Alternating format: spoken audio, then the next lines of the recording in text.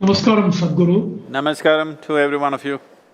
On behalf of the entire medical pharmaceutical fraternity of our country, I'd like to thank you immensely for this interaction at such a short notice. No, this is not a time to thank me. We all bow down to you for the service that you are doing, all of you, the medical fraternity. Thank you very much. Of course, we have doctors, nurses, paramedics, management from various government and private hospitals, distributors, and many employees of pharmaceutical organizations and hospitals live on this webinar this evening. Sadhguru, as you know, healthcare professionals and scientists around the world are working incredibly hard to defend humanity against this virus. We are today seeking your blessings and words of inspiration at this critical time. We also have some fellow panelists whom you know, many of them. Next to me is Raghuram, Namaskaram. Namaskaram. Sangeeta from Apollo, and we have Hello Sangeeta, how are you? Fine, thank you, Sadhguru. Very nice to see you, Sadhguru. Dr. Srinath Reddy has recorded a question for you. And we have a sister from one of the COVID hospitals, Sister Kazia Rani, who's working live at a COVID hospital, joining us. So I have a question to start this conversation, and then we can take questions from the panelists. As a community, we're all approaching COVID as a very serious and a very highly infectious disease. With what we know from the medical science and what we are learning every day through the experience of people around the world. We are familiar with the science and developments. However, we are facing an unprecedented situation. And to face this situation, we need the science and we need the expertise, but we also need inner strength and fortitude. And this is where I seek your perspectives and how each of us can be better prepared in these aspects of building our inner strength, our calm to deal with the current situation. Over to you, Sadhguru. Namaskaram to everyone who is who logged in online. Namaskaram to all the doctors and nurses. Well, it is at times like this, what sort of human beings we are becomes extremely important. When I say what sort of human beings, well, we are referred to as human beings, not as human creatures, but as human beings. Because in terms of evolution, compared to all the other creatures, we are supposed to know how to be. Well, many human beings are striving to disappoint the expectations of nature to prove that we don't know how to be. But this is what it means, being a human being means that we can function consciously, especially when challenging situations are ahead of us. These are really challenging times. Probably for this generation, we have never before faced such a global situation where it threatens everybody. So, these are definitely challenging times for every one of us. Well, about how we have the necessary strength to address this. See, it's always like this. If I have to quote somebody, Gautama, the Buddha said, when people, his monks came to him and complaining about small things, this and that, because for people on the spiritual path in those days, food was one of the biggest challenges because they don't organize their own food, they seek it from the society. We fortunately had a society which would always contribute towards this. But still, Gautama created too many monks and there was always a food issue because suddenly 3,000, 4,000 monks end up in a new city or a town of those days. So that would be a stress on the local population, so there would be many issues. So Gautama said one thing, which which I came in touch with very early on in my life. And in a way, this one thing stood by me in a huge way.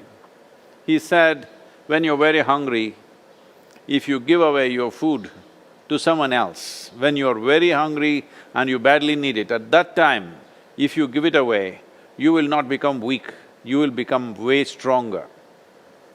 I think this one thing has stood by me always right through my life.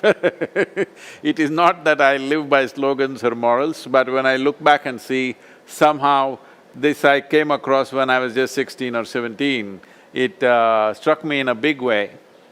And as Sadhguru, you know, my father, he's a medical person, and because he was in Indian Railways and always there would be some emergencies and things, small hospitals with, 25, 50 beds where he was used to be the in-charge person most of the time. Any time of the day or night, some emergency would come. This was something always we witnessed at home, which had a serious influence on me, that he would be halfway through the meal and the moment the phone rings, he would just wash his hands right there in the plate and just go away. My mother would beg him, just 2 minutes, just finish the meal and go, but he always left. Somehow this thing about leaving his meal halfway and going away became a big image in me, that I thought this was the greatest thing about him always, that it doesn't matter what he is doing, where he is, the moment the call came, he just left as if that was the only thing that mattered. There used to be controversies and discussions at home, his mother always saying, this is crazy, why can't you finish your meal and go, why can't you do this and go? But he always left, within a minute's time he would be dressed and gone. So, having said that, I'm sure many of you doctors are doing similar things in your life. So this is a time where we must be above our personal needs and requirements. Probably many of you live like this every day of your life. This is how we live here also, though we are not attending to medical emergencies.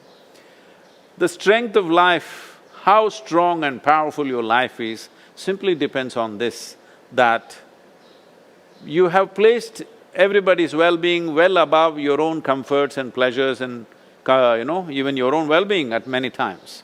When you do this, there is a powerful atmosphere around you. This is an atmosphere where I'm saying for many of you with your families, this is the kind of atmosphere that your children should grow up in, because that had such a powerful impact on me. And I'm sure that will have such a powerful impact on your children, especially at a time like this. You displaying that you are placing everybody's well-being way above your own, I think is going to be the greatest influence that you have on your children and the people around you.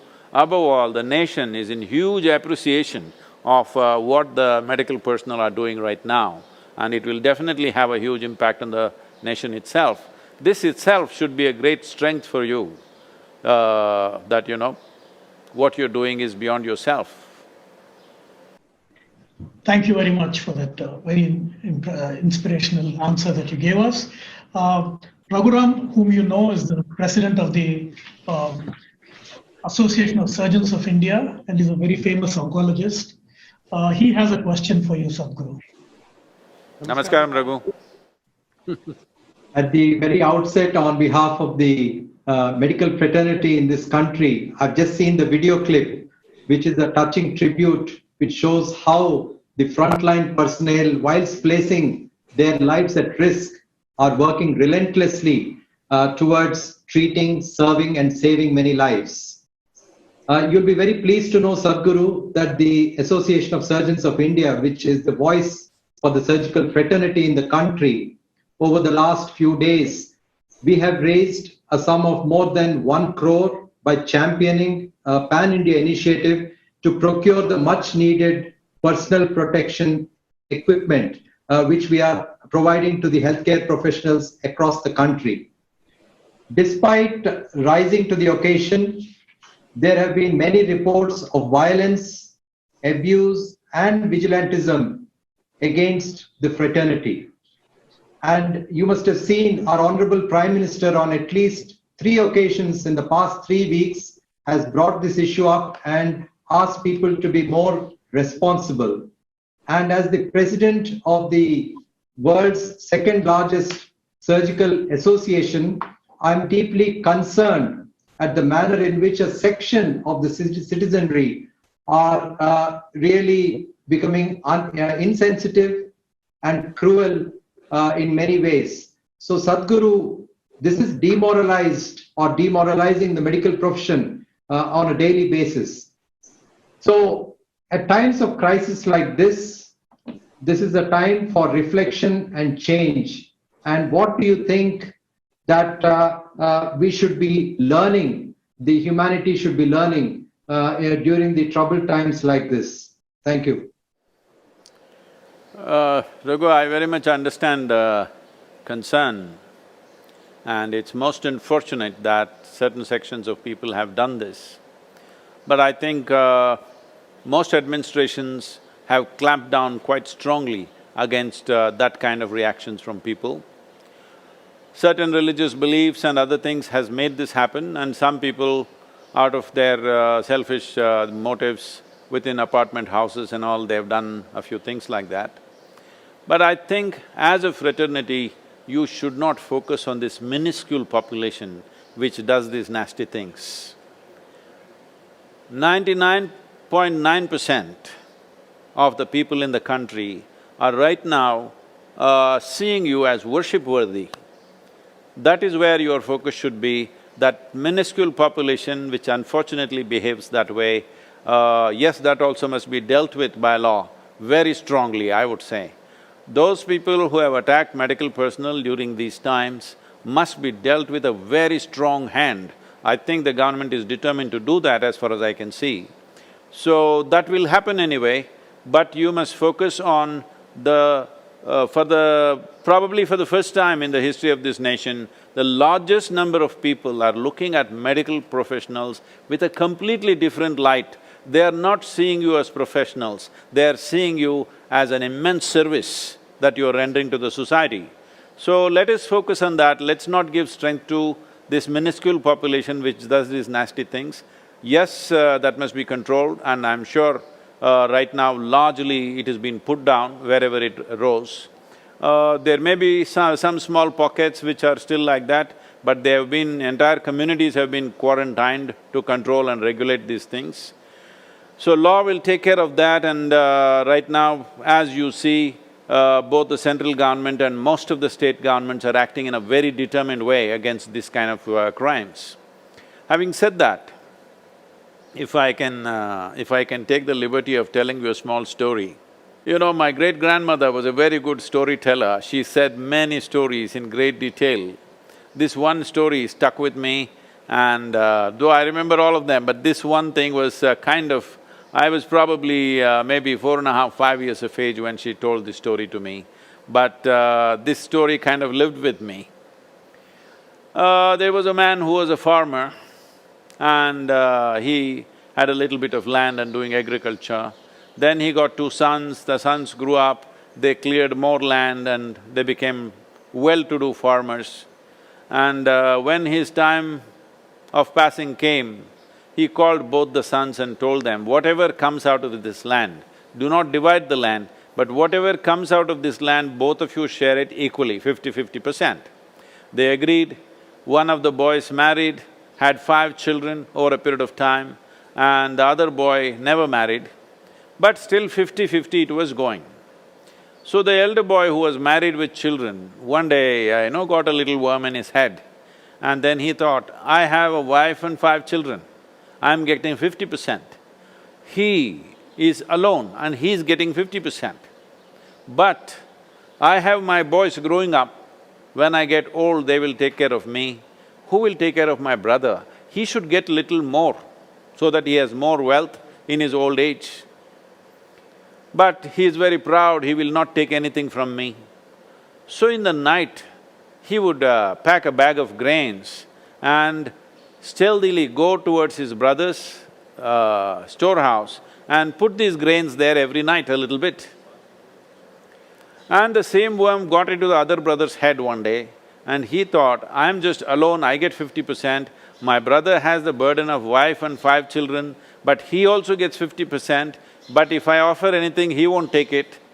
So he also started packing a bag and putting it in his other brother's storehouse. So this reverse osmosis went on without anybody's knowledge for quite a few years. Then in their old age, one day both of them carrying a bag and coming in in the darkness of the night, they bumped into each other. They looked at each other and they realized what they have been doing. They looked away from each other, very embarrassed about their own generosity, and anyway dumped the grain where they have to and came back. After some time they died, they passed on. The townspeople were wanting to build a temple and they were looking for a site. After much search, they decided the best place to build the temple is that place where both these brothers came with these bags carrying, they were old men by then, carrying these heavy bags on their backs. They came and they realized what they were doing and they were very embarrassed with their own generosity and they looked away from each other but continued their activity. They said, this is the best place to build a temple. So, when we place others' well-being above our own well-being and we are not thumping our chests about what we have done, we are embarrassed about our own generosity, that's like a temple. So this is why I said, when you place other people's well-being above your own, you become worship-worthy. In fact, what people are trying to worship is just this. Why do you think they're going to the temple and calling for gods that they have not seen? Simply because they believe God places their well-being above his own. And that's the reason why he's become worship-worthy. If he says, what about me? I don't think anybody will go to the temple or any place So, right now you are rising in your stature, do not focus on these negative things. In many ways, as it should be, a teacher, a doctor, or many other people who serve every day the society, they must all become worship-worthy. It's very, very important and it's beginning to happen. Let us fuel that, let's not focus on this small minuscule percentage of population doing negative things. Our next question is from Sangeeta, a real leader in this whole battle against this virus, and a very charming and delightful disciple. Oh, she can kill any virus, I know. I truly wish I could, Sadhguru. We wouldn't be sitting like this if it were, but thank you for saying that. You give us strength. But what you said earlier also was so tremendous, Sadhguru, and thank you so much for being with us, for inspiring us. Whether you're in front of us or not, we always gain strength from you. So, in this thing of strength, Sadhguru, I think all of us are faced with some really tough questions these days. And the other day, I actually, wore an N95 mask and went into the COVID hospital. We have an isolated hospital for these patients. Because I said, is it fair to put our nurses and our doctors at risk and take a risk that I wouldn't do myself? And I mean, I know I had no medical role there except to rev up their spirits a bit. But I think it's this kind of decision-making for leaders. And now I think the Prime Minister is faced with this decision. Do we extend the lockdown from the medical safety aspect, or do we lift it from the economic aspect? And I mean, I'm not seeking answers to these, but a framework for taking difficult decisions, which all of us are facing so much in our lives. About decision-making, well, Sangeeta, you are in a position of leadership for long enough, you know this, and I'm sure most of you know this, but anyway.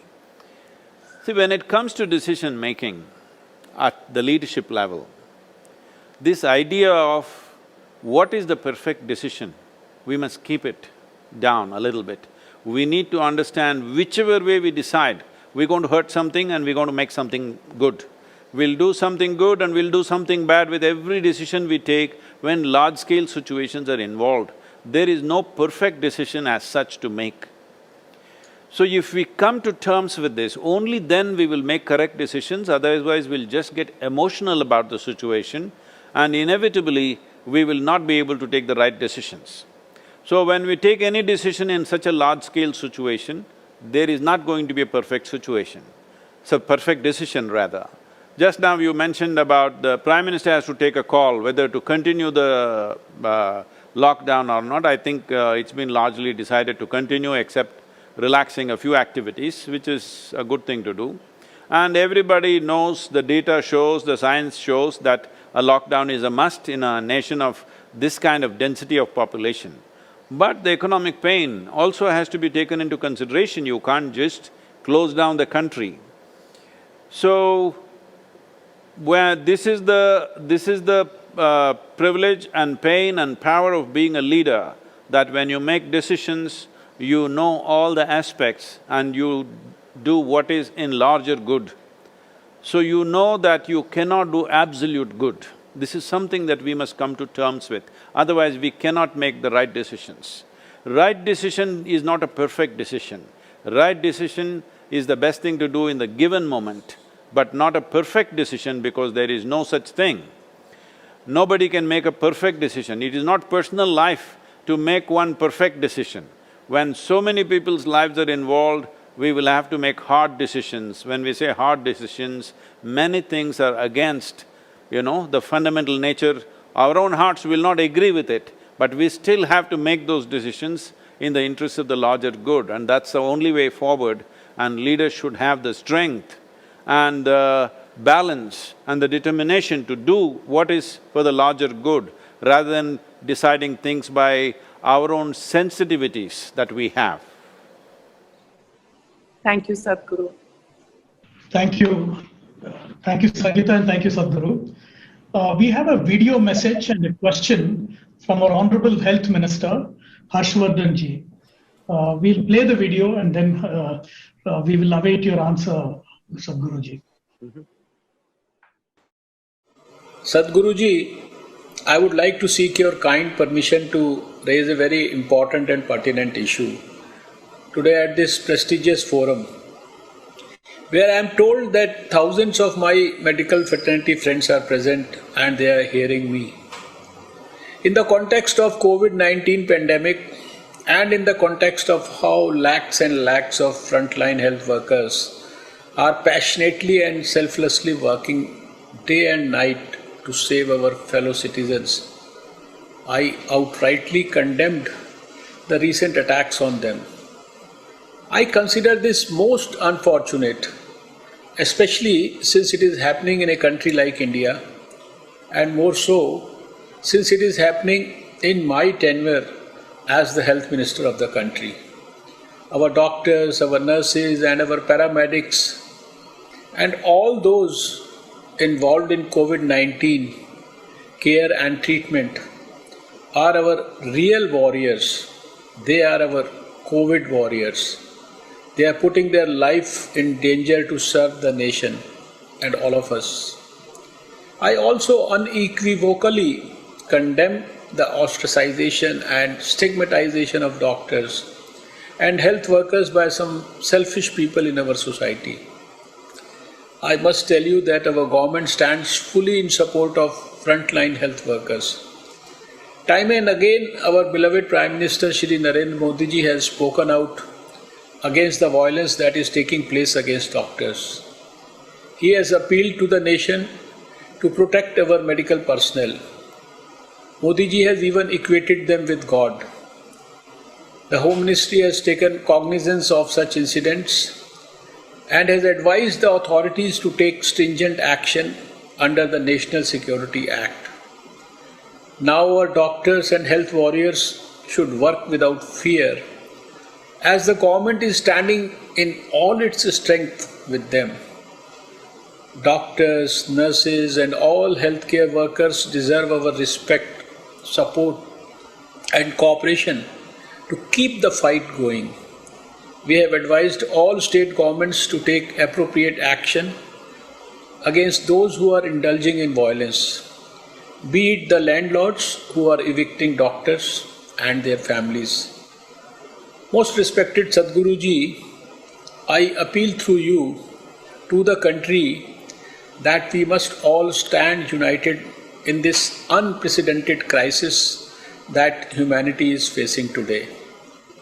Let us give utmost respect to all those who are working to save our lives. Many thanks for giving me this opportunity. My highest regards. My namaskarams to Harshvardhanji. Uh, I'm really impressed by the resoluteness with which the government has acted. For a nation like India with such a massive population and density of population and the complexity of our population, the decisive way in which the government went forward is very important. The entire world is appreciating this right now. This is a decision most developed countries could not take in time. But we have taken this. So, not attacking the doctors is not even a thing, it must be put down with the heaviest possible hand that the Home Ministry or the local administration should. I think that is being done. Having said that, it's disgraceful that somebody even thought of attacking people who came to save your life. It is most disgraceful upon all of us. But supporting the doctors is not only by not attacking them or cooperating with them. The most important thing is to reduce the level of stress that the medical infrastructure in the country is going through. The most important thing is that all of us maintain social distancing, ensure that I don't get the infection, and in case I do get the infection, I make sure it does not go to the next person. Just by doing this, we will be serving the medical community in a huge way, that we can reduce the level of load and stress on them by simply making sure that you do not get the virus, and in case, unfortunately, if you do get it for somehow, ensure it doesn't move from you to another person. If we do this, we will be serving the medical community in a big way at this time. There is no nation in the world which has a medical infrastructure to handle people at this scale. You're seeing what's happening in United States, which has such a massive medical infrastructure. In spite of that, they become totally helpless simply because no nation is geared to handle a pandemic of this proportion. Definitely India is not there at all, and we cannot do that we can prepare a nation to treat 1.4 billion people at a time. There is no such infrastructure, it's not possible to create that infrastructure. It is only with citizens' cooperation and involvement that it is possible that we can come out victorious in this war against this virus. I'm using the word war because in a way, this needs to be conducted in a war footing. This is an invisible enemy, you can't shoot him because it is all in human beings. If it was somewhere else, we would have sprayed this chemical, that chemical, all these things, but it is residing in human beings. So, the only thing the most responsible thing we can do is to ensure that you don't get it. And in case you get it, ensure it doesn't go to another person. If we do this, we'll be doing a great service to the medical fraternity and to the nation itself.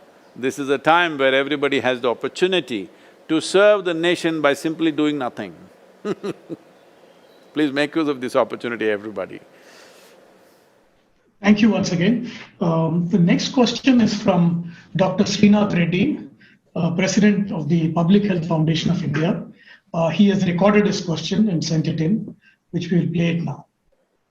Namaste, Sadhguru. Namaste. While all the people who are heroically battling to save lives in hospitals need our highest praise and gratitude, 85% of the people who will suffer from COVID would need to be treated at home or near home in primary healthcare settings. What's your message to the people who are battling at the front lines, like Ashas, auxiliary nurse midwives, persons doing the contact tracing, and others performing various public health functions that will actually win this battle for us? So these self-help groups, Anganwadis and others who are the rural level and small town level who are working on the thing, who are not fully qualified medical personnel, who have more knowledge about these things, such people protecting them, above all giving them the necessary protective gear gear so that they feel confident to step out, that they don't feel like sacrificial lambs, that they're being sacrificed for somebody else's well-being. It is very, very important that we have to ensure that they have the necessary protective gear and their lives should not be sacrificed in the name of service. Service is fine, but there is no need to sacrifice lives for this purpose. So, without protective gear, this could happen.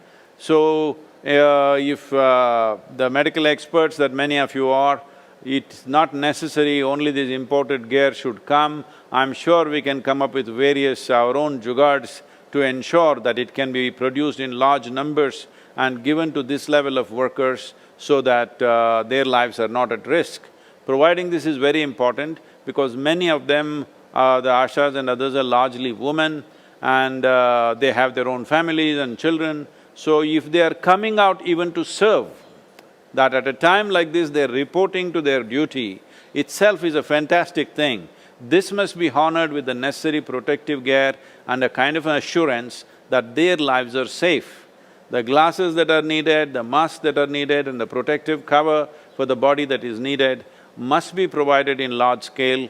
I know it's a challenge for the country. This is why industry, business and organized institutions like us, everybody should jump into this and do as much as we can to ensure that this… not the doctors and nurses who definitely know much more about these infections, but lower down health workers who may not be as medically qualified or capable, they must be protected. So this is the duty of the nation and the citizens to take care of this. We can make an appeal that if someone gives me a number, what is the kind of number of ashas and others are there, we can make a large-scale appeal and maybe somebody, I don't know, even Prime Minister can make an appeal, each one of us contribute at least for one person's gear, what it takes, so that they can go out and serve fearlessly. This is a duty that's upon the country and we must fulfill this. Thank you, Sadhguru. The next question is really from a frontline nurse who's actually in the COVID ward right now. And you can see that she's fully geared up. Sister Kazia Rani, please ask your question. Namaskaram. I'm Kezia, working as a nurse at infectious disease ward of Apollo Hospitals, Hyderabad. I'm taking care of COVID patients. We are privileged to work in Apollo. We have enough of PPE, policies, support and care. We all are ready to fight this battle, but I'm extremely sad and concerned what is happening in the world due to this deadly virus. The situation is very scary. The whole world is suffering with the deadly virus. However, we all healthcare workers are committed and we will do our best. We understand that there is a risk, but still we want to take care of our sufferers and come out as a winner. It is also known many of our colleagues have acquired COVID while taking care of patients, which is very painful. On behalf of our team, I would like to ask you one question. My question is, how do we keep ourselves motivated and continue with a positive status of mind to fight with this painful scenario? Thank you. Namaskaram, Kazia. First of all, well, we cannot see your face right now, but right now, anybody who's dressed like this, in people's experience, largely, I'm saying the largest number of people in the country, if you're dressed like this, they have begun to see you godlike because they know you're standing up for their lives. So, this will not go in vain. By the time this crisis is over, I think the entire status and value of what it means to be a medical professional, because slowly over a period of time, people have lost this… there was a time a doctor or a nurse was seen as a life savior, but over a period of time, because our minds have become so commercial, people think it's just one more profession, what is the big deal? They're paid, so they'll do it. But this is a time, by the time this virus situation is over, whatever amount of time it takes, you will see that the medical profession will sit on a pedestal that it deserves to sit. And every doctor, every nurse, ensure once we put you up there, don't come down, you must stay there. You must stay on that pedestal because it is needed, because a whole lot of things that you do are not absolutes. Medical treatment is not an absolute. What an absolute… perfect treatment if you give to one person, that person will live, the same perfect treatment may kill another person. So it is not an absolute, life is not an absolute like that. So when it is like this, trust and faith in the medical profession is very, very vital so that you can serve fearlessly not only in these times, but at any time. So, do not focus on the negative aspect of whatever little things have happened. If you count those instances, hardly it is a dozen instances across the country, so do not empower those people. Please respect this, that right now people are looking at you. If you're just dressed like this, we don't know who you are, we don't know whether you're a medical professional or not. If you are dressed like this, people are bowing down and clapping their hands in towns and cities. So, you must understand the very stature of being a nurse or a doctor is going up in a massive way in people's minds and hearts, and this is very important for you to deliver your services not only during this virus period, but even later for you to fearlessly do what you think is right without wondering what will be the consequence of this is very important, and this situation will definitely render the national situation there that people will respect you and regard you for who you are and for the most significant service in terms of people's lives, because every other service is only relevant if people are alive. If I am alive only, then all the other services are meaningful to me. The most important thing is that I am alive, and that's true for every human being.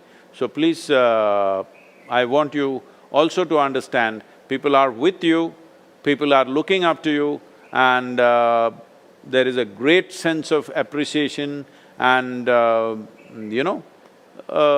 very, very profound sense of appreciation in people's minds and hearts. You can see this everywhere around us. Please accept our respects. Though we can't see you, someday I would like to see you without a mask. Thank you for giving me this opportunity. Thank you. Thank you. Sadhguru, we're getting a lot of questions from doctors across the country. I'll pick a few in the interest of time. And from the patterns that I see in these questions, they're all about how to manage themselves, their emotions, their helplessness.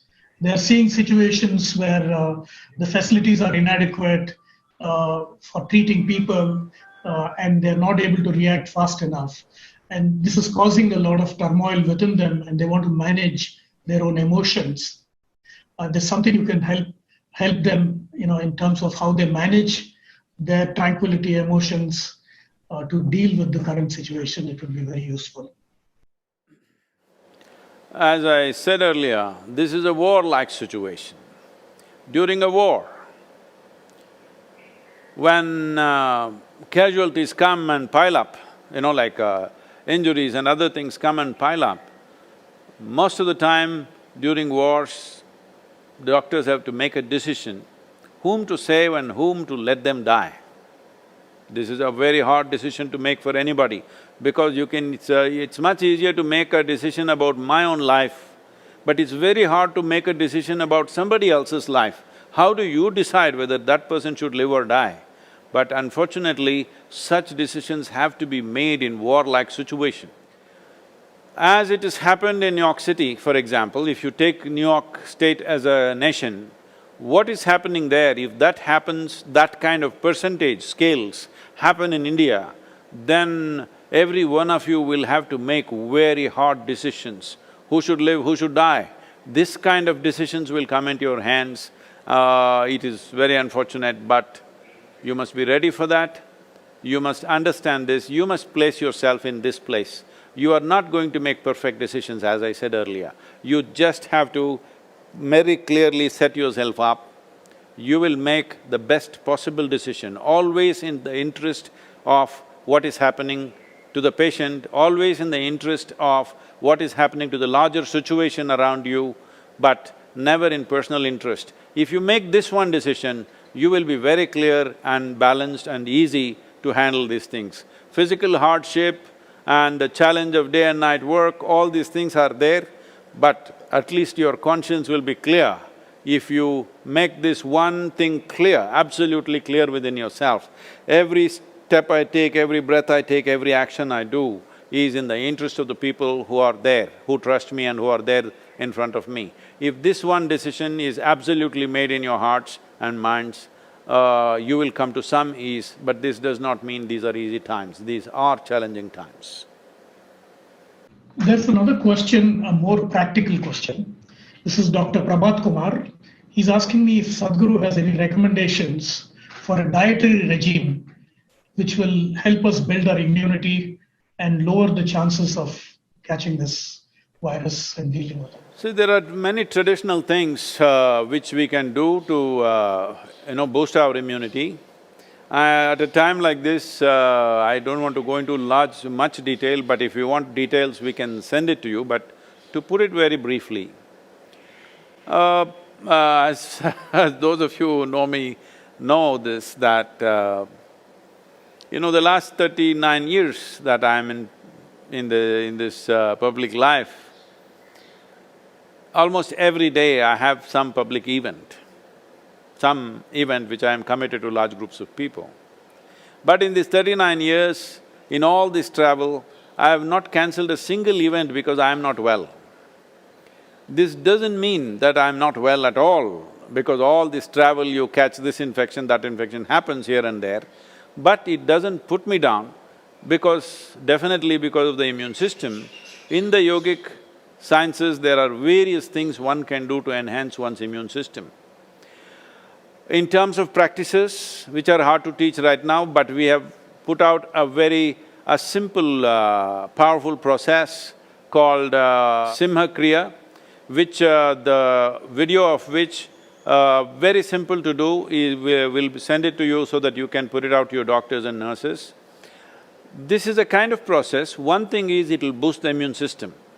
Another thing is it involves your breath in a certain way. Suppose you start doing it today, after a week's time, if you find some difficulty in doing it, you clearly know you have some respiratory stuff, even before other symptoms show up. Even before other symptoms which you normally medically recognize, even before that you will see you will not be able to do the practice the moment there is some kind of a respiratory cause.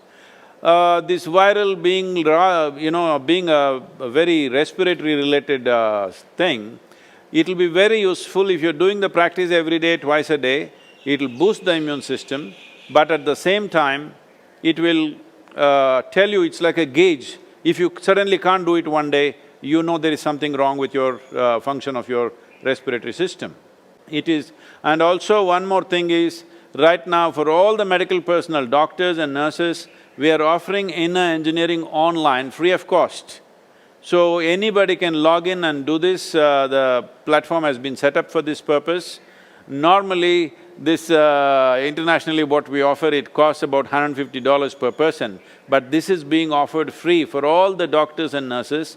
This will also help because this is about the way you think and way you feel. You can bring a certain amount of balance and control by doing the inner engineering online program. I request all the doctors and nurses to make use of it, it's free of cost.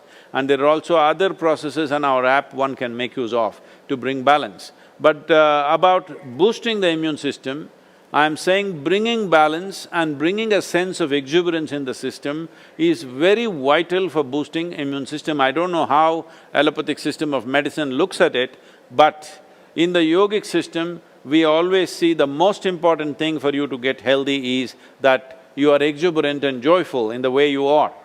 So, for this purpose, there are many aspects, and when it comes to food, the simple thing that we do when we see that we are exposed to infections when we're traveling, if we see there are viral infections or influenza going on, all these years of my visits to United States, I don't catch influenza when it's running rampantly all over. The simple thing is just this: hot water, a little bit of honey, little bit of turmeric, and if it is possible, some pudina or coriander in it a little bit. And every 3 hours if you drink it, respiratory infections won't happen to you because first they have a tendency… I'm sorry I'm saying all this to the doctors but this is how we understand. If I am wrong, please point it out. We believe that all these infections first lodge themselves in your throat and then they go into the respiratory tract. But if you drink these substances, warm water with honey, turmeric and coriander or pudina, then that goes into the stomach bag and there they are not very effective, they can't cause much damage to you.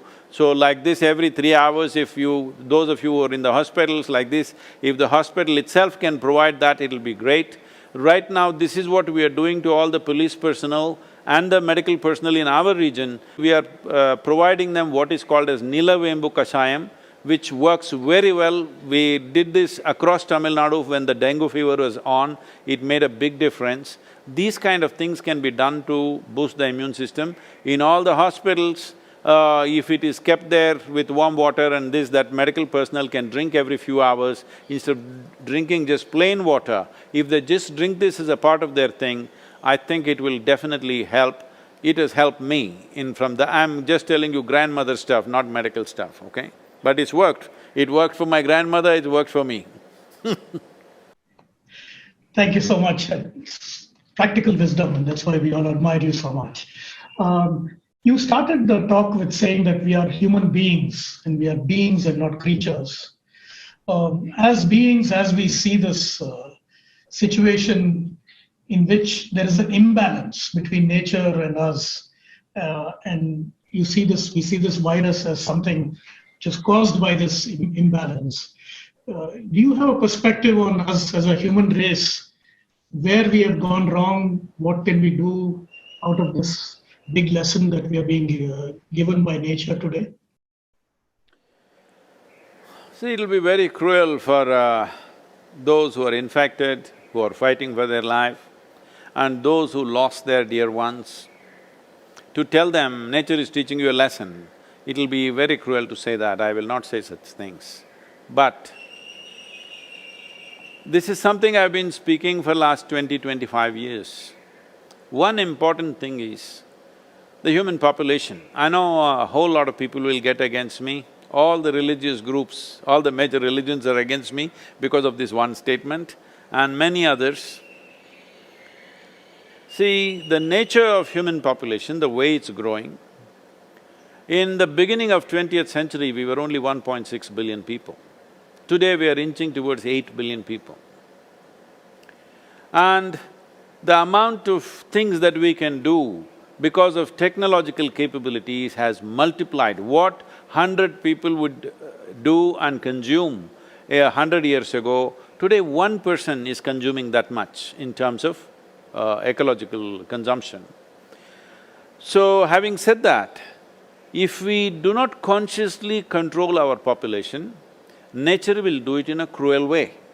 Is nature thinking that it must punish us? No, it is a natural consequence because life is enmeshed into each other. It is not like my life and the virus's life are two separate lives. My life and millions of bacteria and virus and everything is interlinked. Plants, animals, microorganisms, we are all enmeshed as one life. So, when we create too much of an imbalance, naturally certain things will happen. That correction is not even a conscious correction from nature or somebody wanting to punish us, inevitably it happens. For example, I'm not talking science, I'm just talking simple common sense, please see it as that. For example, right now, a virus which was living in animal kingdom has jumped into human beings. However it happened, there are many theories, I don't want to go into that, but it's happened. Now, if we want to look at it this way, the virus also wants to live as we want to live. Actually, if you look at our relationship with the planet, we are like virus on the planet, causing serious damage to everything on this planet. We are the virus actually. So similarly, virus wants to live, but its habitat is going down. The number of animals in which it might have been living 100 years ago and how many animals it has to live today, their habitat might have come down severely. So naturally, they're exploring new habitat. And because we are the big number right now, it is moved into us. There are not enough tigers, there are not enough pangolins, there are not enough bats maybe in the world, so it's come to us. And now it has learned to live in us. So it is affecting us severely because virus is just trying to live. Virus is not trying to kill us, virus is not trying to give us a fever, virus is just trying to live. But it lives so virulently that we are getting all these symptoms and we are dying out of it. This is because our system is not strong enough as a pangolin system to handle this virus. This is my simple sense about it. So, this is inevitably bound to happen because all these other microorganisms that may be surviving in wild animals, definitely their habitat has shrunk very, very badly. So naturally they will have a tendency to jump wherever there is a possibility for them to thrive, and human population is definitely that target. So in that context, see, for the kind of lifestyles we are living, the kind of consumption that all of us have, the kind of aspirations that we have in the world, we must strive to reduce the population consciously. If we don't do it, nature will do it in some way. It is inevitably bound to happen one way or the other, and it'll be very cruel. Whichever way it happens, it'll be very cruel when it is done to us. But if we do it consciously, that will be a sensible way to do, because we are human beings. We are supposed to conduct everything consciously.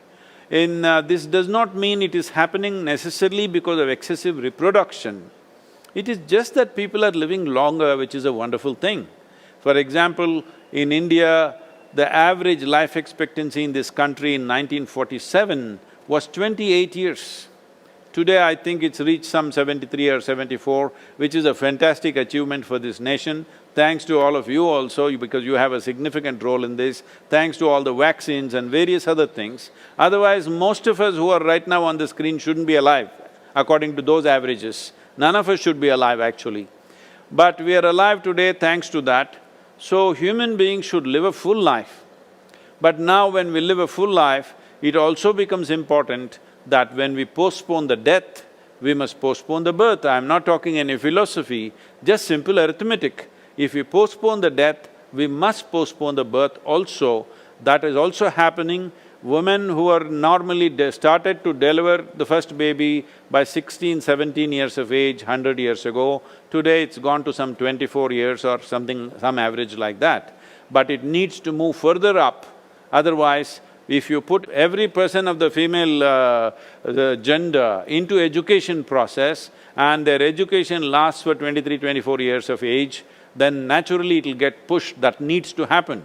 Still, a large percentage of them are not going into full educational process, which is why the childbirth is happening much earlier. We have to push it. If we don't push it, nature will do it in its own way. Right now it's happening. It is a calamity only for the human being. I'm sure the virus is happy, maybe the animals are also happy. I can see that's happening all around us. Only human beings are unhappy. So we must do something consciously, because we are the only creatures who can rise above our instincts and function consciously. Whether it's life or death, both we can handle consciously. This we must exercise as human beings.